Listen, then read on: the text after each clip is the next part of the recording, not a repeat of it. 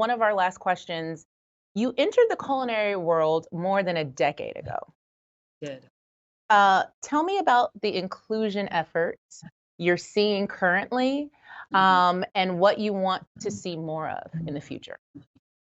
Okay, well, I want to make it very clear. It has improved so much in just that time period. I've been cooking for 14 years, and it's the only thing I've ever done. So I feel like it's the only thing that I for sure know that I can do is cook.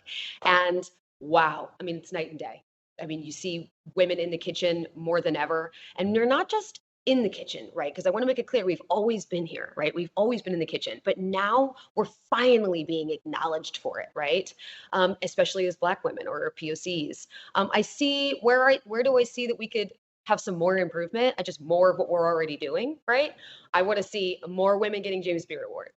I want to see more Indigenous people getting funding for restaurants, right? I want to see more women, Indigenous people, POCs, Black people when it actually comes to like restaurant ownership, restaurant groups. I want to see more of that. I also want to see more Black women in food TV. Like, period. I want to see Indigenous people in food TV. I think that the social media of food can seem really like, oh, it's kind of like, there's so much of it, right? But not enough.